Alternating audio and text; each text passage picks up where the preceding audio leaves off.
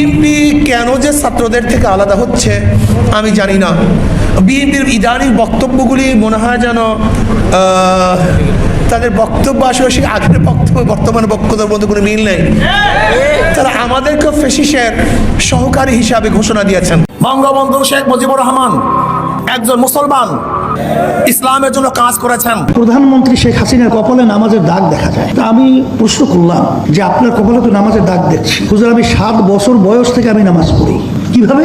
বলে হুজুর, আমি যদি নামাজ না পড়তাম আমার মা আমার জন্য ঘরে ভাত পাক করতো না। আমার মাকে আমাকে নামাজি বানাবার জন্য চেষ্টা করেছে। সেই থেকে হুজুর আমি নামাজ পড়ি, নামাজ ছাড়ি না। রাগ ডাক সেটাই বলবো, বিএনপি আপনার কোথায় ছিলেন? প্রতিবার ঈদের কথা বলেছেন, ঈদের পরে সংগ্রাম করব, ঈদের পরে শিরকা করব। হাজার ঈদ চলে গেছে, আপনার আন্দোলন করতে পারেন নাই। নবী আল্লাহ, এখন আমরা কি করব? আল্লাহ নবী বলতেন, যা তোরা সবাই শেখ হাসিনার পক্ষ। হাত পাকা প্রতীকের মেয়র প্রার্থী সব বিষয়গুলোই জিস্ট আলোচনাটা আপনাদের সামনে আমাদের সম্মানিত বিএনপি মহাসচিব তিনি উপস্থাপন করেছেন। সেটাই আমাদেরও একই কথা। এই জামাত যেখানে যেখানে লাগবে ওখানে ইসলাম ধ্বংস হয়ে যাবে।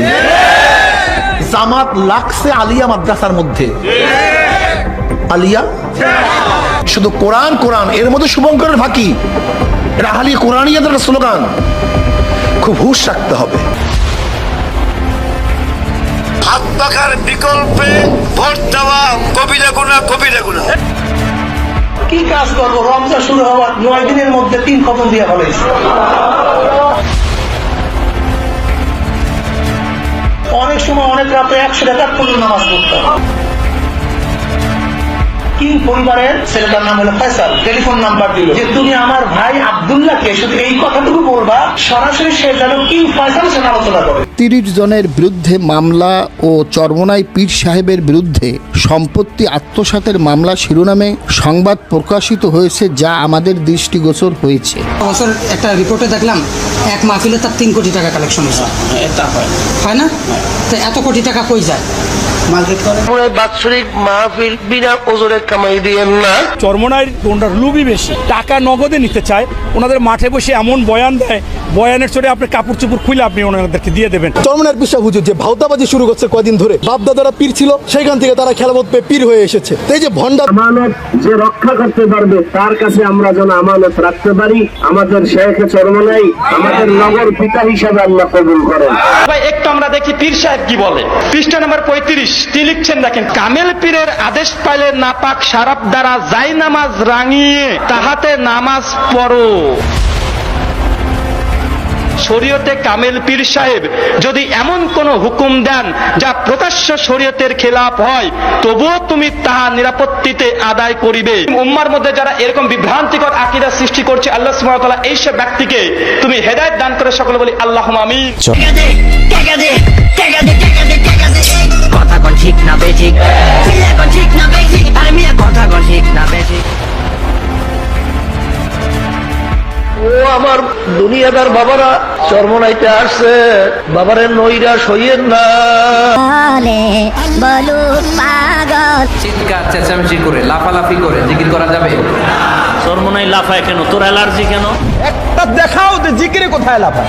ফেরেশতা পেছনে রশি লাগায় জাহান্নাম টেনে ধরে রাখ। আল্লাহ আল্লাহ আল্লাহ আল্লাহ আল্লাহ আল্লাহ। 2 জন আলেম আসছে, তাহলে হুজুর বাসের মধ্যে কি ওঠে এখন? আমি বলে ভাই পাহাড় তো পায় না, এখানে বাসে ওঠে, পাহাড় পাইলে পাহাড়ে। দাদাদার রহমাতুল্লাহ হাত উপরে দিকে উঠাইয়া ডাক দিয়া বলে, গরু এদিকে আও। ডাকের সঙ্গে সঙ্গে গরুটার রশি ছিঁড়া দৌড় দিয়ে আসে দাদাদারের সামনে এসে, দুনিয়ার মানুষ তোমরা আমাদের কথা শুনলা না, গরু আমাদের কথা শুনবে। আল্লাহর ঘোষণা হলো, যারা নাকি চরমোনাইর মুশাব হুজুরের কথা অনুযায়ী নেক আমল করছে তাদের এই কিয়ামতের ময়দানে কোনো হিসাব টিসাব নেওয়া হবে না। ফজলুল করিম